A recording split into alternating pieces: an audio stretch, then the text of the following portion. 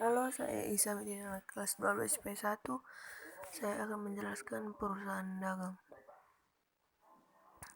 Perusahaan dagang adalah perusahaan yang mempunyai hubungan langsung dengan dagangan konsumen, yang mana konsumennya bisa membeli secara enceran atau ketengan.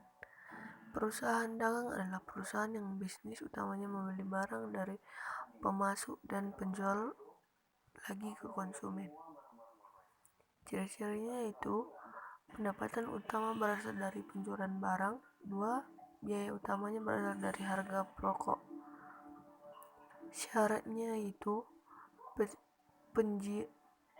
perjanjian antara penjual dan pembeli untuk pembayaran dagang.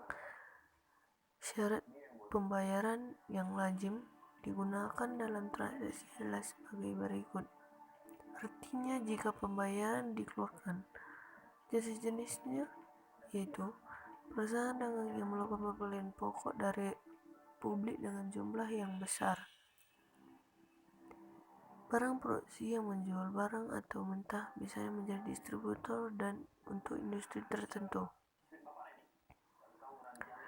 Barang jadi barang yang dapat digunakan langsung oleh konsumen tanpa perlu melalui pengolahan oleh perusahaan. Kita dapat melihat contoh-contoh dari perusahaan dagang tersebut. Jenis perusahaan dagang memiliki beberapa jenis. Jenis perusahaan dagang diklasifikasi berdasarkan jenis barang yang dijual dan segmentasi konsumen. Barang produksi atau mentah. Dagang yang menjual barang produksi atau mentah biasanya menjadi distributor untuk di industri tertentu. Perusahaan dagang memiliki karakteristik yang khas dan berbeda dengan perusahaan non-dagang. Karakteristik tertentu mempengaruhi proses inti perusahaan dagang. 1. Memiliki aktivitas utama berupa membeli, menjual, menyimpan di gudang penyimpanan, dan kembali menjual. Akun tertera pada perusahaan dagang di laporan keuangan pun sangat berbeda dengan perusahaan non-dagang. Potongan pembeli berfungsi untuk mencatat potongan pada saat diberikan pada saat awal transaksi oleh penjual barang dagangan. Rektor pembelian berfungsi untuk pencatatan pembelian barang dagang yang sudah dibeli karena kerusakan. Pembelian barang adalah akun untuk mencatat setiap transaksi yang terjadi pada saat membeli barang dagang dengan secara tunai. Beban angkut memiliki fungsi untuk mencatat besarnya beban angkut yang menjadi tanggungan. Selain beban angkut pembelian, dapat beban angkut penjualan yang dipakai sebagai pencatat pembayaran biaya angkut barang yang telah dijual. Penjualan berfungsi untuk pencatat transaksi penjual barang dagang baik dalam tunai ataupun kredit.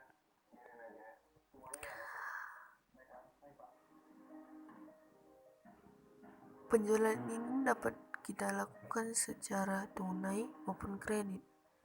Potongan penjualan adalah akun yang berfungsi untuk mencatat potongan yang akan diberi kepada pembeli. Jenis perusahaan dagang yaitu pedagang besar, barang dalam parti besar secara agen grossist investor. Pedagang menengah, membeli dalam parti besar untuk kemudian dijual kepada pengencer dalam jumlah sedang. Pedagang kecil meliputi pengencer dan langsung berhubungan dengan pembeli konsumen. Pedagang kecil sering disebut retailer. Macam-macam transaksi yaitu rektor pembelian, potongan pembelian, beban angkut pembelian, rektor penjualan, potongan penjualan. Cirinya adalah pendapatan umum berasal dari penjualan barang dagangan. Kegiatan utama perusahaan dagang: 1. Pembelian.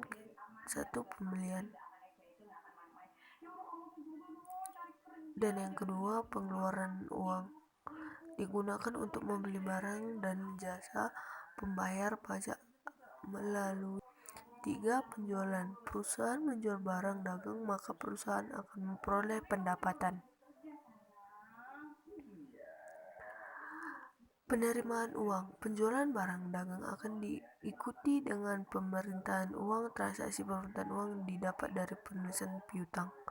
Sekian dari saya, Isa Medina, kelas 12 IPS 1, tentang penjelasan saya. Terima kasih.